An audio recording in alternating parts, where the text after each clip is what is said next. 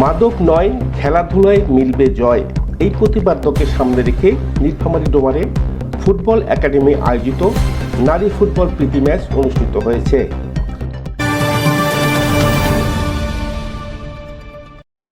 বুধবার 22শে জুলাই বিকালে ডোমার বহুমুখী উচ্চ বিদ্যালয় মাঠে এই অনুষ্ঠানের আয়োজন করা হয়।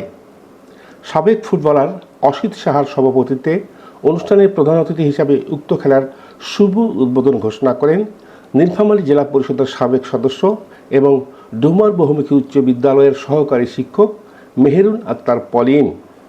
ডোমার বহুমুখী উচ্চ বিদ্যালয় মাঠে নারী football tournament Domar football academy বনাম বগুড়া নারী ফুটবল একাডেমি।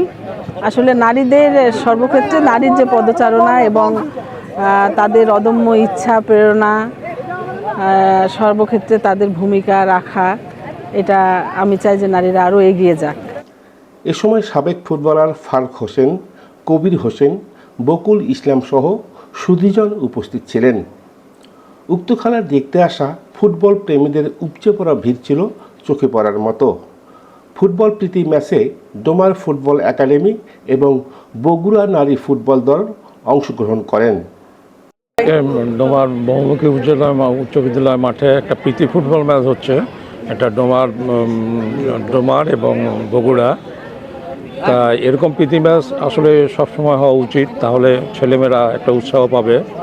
আমরা যে উদ্যোক্তা যে তাদেরকে আমি খুব ধন্যবাদ জানাচ্ছি আমার অন্তঃস্থল থেকে, যাতে এইভাবে আরও বেশি বেশি করে প্রীতি ম্যাচগুলো আয়োজন করে।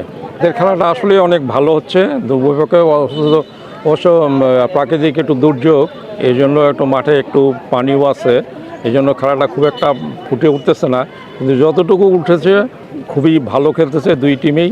আশা করা যাক এখন এইভাবেই সবাই যেন এই খেলাটা উপভোগ করতে পারি আমরা।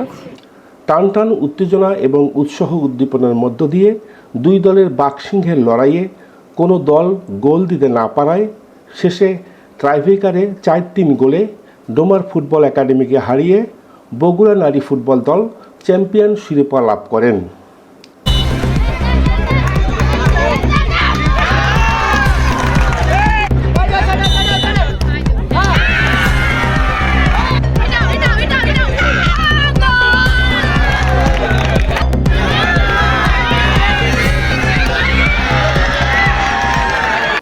অনুষ্ঠানে প্রধান অতিথি মেহেরুন আক্তার পলিন জানান, শরীর এবং স্বাস্থ্য ভালো রাখতে খেলাধুলার কোনো বিকল্প নেই।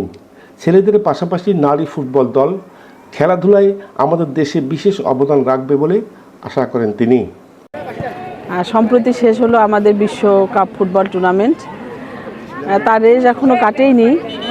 এই ফুটবলকে আরও বেগবান করার জন্য নারীরা মেয়েরা যে মাঠে নেমেছে, আমি উভয়েরই সফলতা কামনা করছি। একদল তো জিতবে, যারা জিতবে তাদের জন্য শুভকামনা, আর যারা হারবে তাদের জন্য প্রেরণা আর কি, ভবিষ্যতে তারা আরও ভালো করুক।